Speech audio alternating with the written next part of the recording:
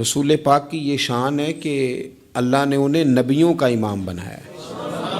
اور بعد از خدا بزرگ توئی قصہ مختصر۔ حضور روٹین میں تو بیٹھتے تھے، جمعے کا خطبہ دینے کے لیے تو منبر پہ آتے تھے، عیدین کا خطبہ دینے کے لیے تو آتے تھے،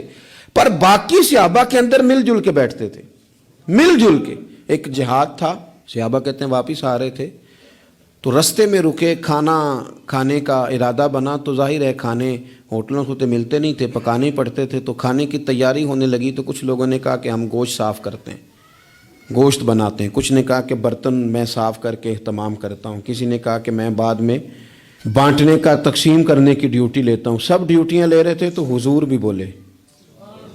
فرمایا تم نے اپنے اپنے ذمے کام لے لیے ہیں، میں اس طرح کروں گا لکڑیاں اکٹھی کر کے لاؤں گا تاکہ آگ جلا کے روٹی پکائی جا سکے۔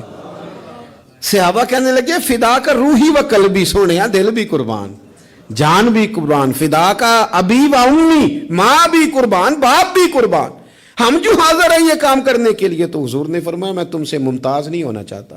مل جل کے رہنا چاہتا ہوں تمہارے بیچ۔ آپ جب لوگوں کے بیچ وقت گزارتے ہیں تو تبھی تو ان کے دکھ سکھ کا آپ کو پتہ چلتا ہے، اور جب آپ اپنا لیول ہائی کر کے اوپر اٹھ جاتے ہیں تو پھر آپ کو کیسے پتہ چلے گا کہ عام آدمی کس تکلیف میں مبتلا ہے۔